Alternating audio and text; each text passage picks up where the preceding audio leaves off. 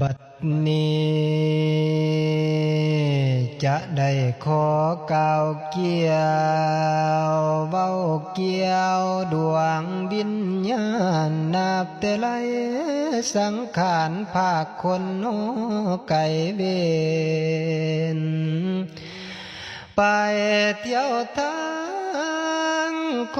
นดาเส้นดวงตาเวียนคนละหน่วยพ่อแม่เอ้ยเกิดเป็นคนกะสร้างสวยมีลูกหลายบ่ได้ใส่บ่มีใดดอกเพิ่งพิงพอตายจากศาสตร์นั้นกะพับดับหายกายเป็นดวงวิญญา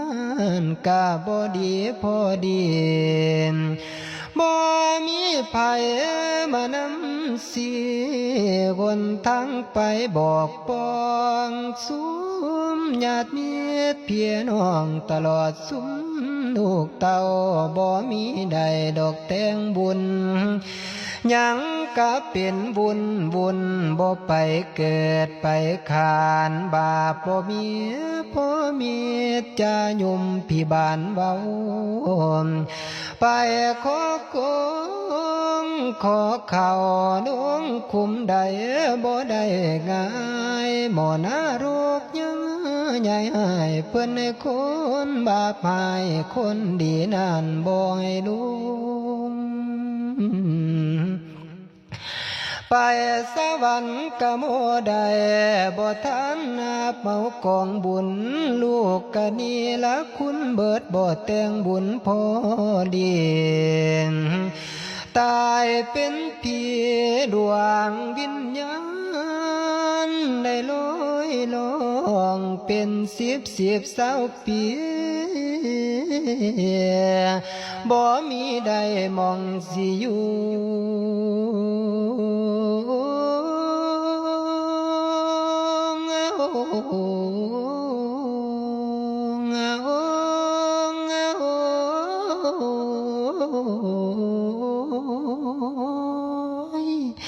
อยู่น้ำขอกแก่หัวขวาบานป่ามักเหยาหอดวันสิ้นเพิ่นกะจังให้เขาได้ไปอยู่ในบาทก้อยตาบเอาของท่านจากลูกด่านถวายพระสงฆ์เจ้าก็เลยกลายเป็นผีอึดเขาเป็นวิญญาณพญาตัวจากย้ำใดลูกสิแจกเขาให้ทำบุญได้บัดสงเหลือใจ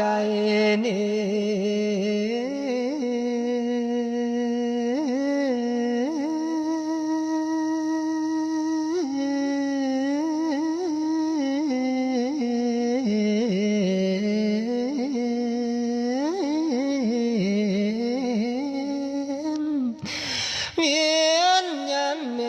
โลดล้นลาย่อยยางน้ำตาไหล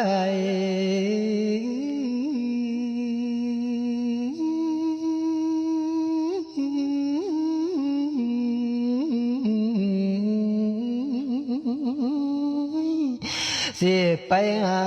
บุตรีสิไปหาบุตตาลูกตนจังใดแนวตัวเป็นพี่แล้วสิส่วนลงไงมันทั่วอยู่น้ำขอกแจหัวเดียวนี้ตั้งแต่นั้นอยู่ตามแถวหมู่บ้านนั้นขวาบ่ไปใส่ลูกบ่ทำบุญหาบ่ส่งผลก็เลยเกินลูกสองคนนี่นั่งลากับสายเอ้ยลูกผู้ใหญ่ลาคำเอ้ย สร้างบ่แจกข้าวให้ผู้ไล่แล้วกะแม่ตุนคอยมือใดแล้วกะเกิดจนมาฮอดเป็นปีฮอดหลายปีกลายเป็นเหมือนผ่านกายไปหลายมือได้อยู่ไปแนวนี้จนอึดหิวกะลิวดีพี่บ่มองน้องบ่ไกลกุศลเลยบ่สูงเป็นเจ้าของภาษาบ่ฮู้ว่าแต่ปีใดจังสิมีกองบุญแจกข้าวหามันดาเจ้ากลางคืนมามันดาเศร้าอยู่กำแพงหัวแก่ๆลูกลืมพ่อลืมแม่ตัดสาบาดขาดสิ้นวิตตินสิ้นกะแม่นายมันดาตายลูกบ่ฮู้ว่าแม่อยู่แนวใดลูกคำ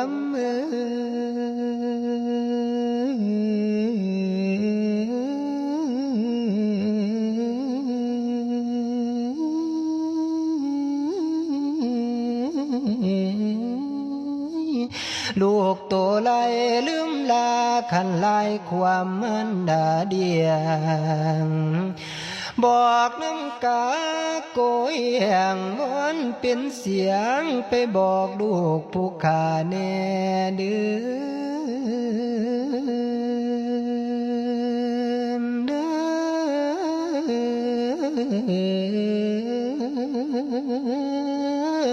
บอกว่าผู้เป็นแม่คอยถ้ากินข้าวแจกปันมานั้นสากะส่วนยามบอกกี่นางบอกบักเท้าให้คอยแน่เด้อฝูงกาบอกเขามาทำบุญหาแผ่กุศลมาลวยคันบ่มีหยังเก่ากวยวิเดียวกับเข้ากองถวายพระสงฆ์เด้อแม่จังเสียได้อิ่มท้องมันดาเจ้าแม่ผู้ตายบ่ได้ค้าเคลื่อนย้ายออกไปเที่ยทั้งใดเวียนยันวนเวียนขออยู่รอแคมแจวเวียนยันมัวแต่เมา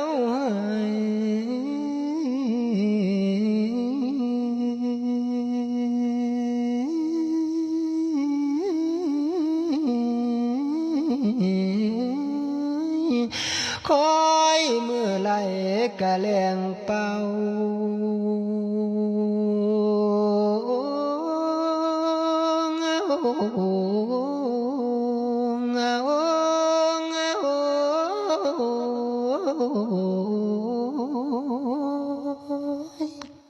ตา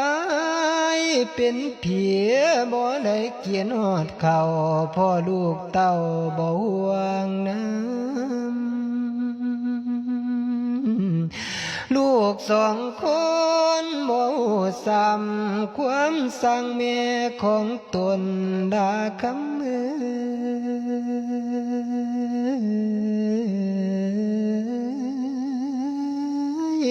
บ่มีไผหัวสาบาสิทำบุญได้เดือว่าพวกหมู่เจ้านั้นมัวแต่ไปเล่นนอนเว้นบ่ฮู้เตือนหอดยำคำยำคืนลูกบ่ได้ฮู้ซ้ำว่าคุณแก้วอีแม่ตนหมู่เขาแตกอยู่จนไหลหลังเข้ามาวาดบาดลูกโตบ่เห็นเอ้ยงอดบ่มาทำบุญสามจากว่าทำมีอย่างแล้วสั่งเลื่อมไหลทิ่มพ่อแม่ลูกคำเอ้ยได้10 ปีตั้งแต่คอยทักกินข้าวแจกปันบุตรีเจ้าโดดบ่ทำ จนว่าได้ล่วงลำมาฮอด10 ปลายปีลูกเพิ่นมีบุตรีลูกเพิ่นมีบุตรตาเอาผ้าบังสกุลไว้เดี๋ยวไปเห็นเขาพูนเต็มมาลำทุกท้องถิ่นบุญเขาสากประดับดินปีดาเถื่อเท่านั้นได้มาสร้างแต่เมยังเสียงก้องดังตึงตังลูกของแม่บ่ฟังเสียงหมู่เข้ามานำกันแม่ก็เห็นจนหมดสิ้นเดือว่าจำเป็นโลนแนวไหลน้อลูกของแม่บ่คือเห็นตั้งแต่ขาวแม่เลี้ยงแต่น้อยน้อยเพียงเจ้าสำนวยตาบาดบ่เบิดแม่แล้วบุญคุณแม่เจ้าลืมลงลูกคำมือ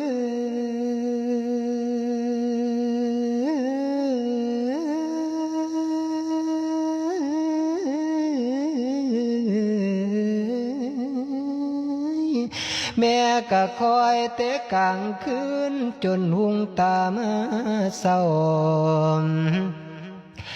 แม่นั้นเห็นแต่ไทยบ้านนำเข้าป่านมาแจกขอบุญคุณแม่นั้นมีบ่เคยได้สอนสั่งไว้มาสอนให้ลูกสร้างลืมยามเมื่อฟ้ามืดครึมเบียนยันแม่กะลบฝ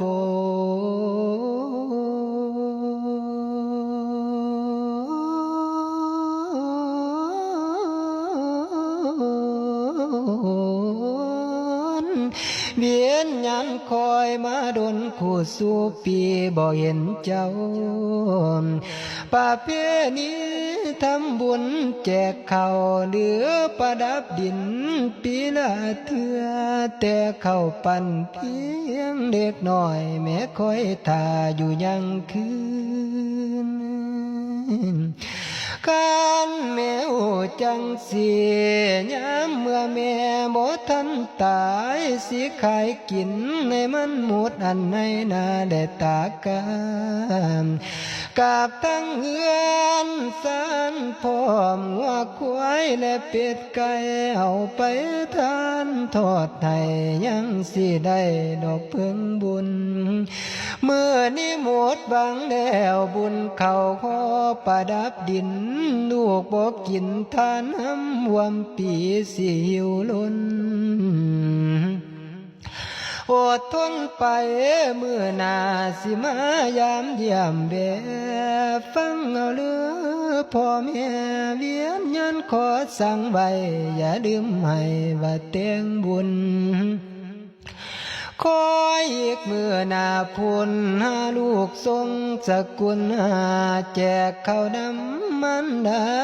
วิญญาณสิดูดพุนเวียนยันของใหญ่เท่าสิมาของเมื่อนาโตหาลูกเขาเกิดพอได้ทำสร้างส่วนกุศลเด้อลูกคำ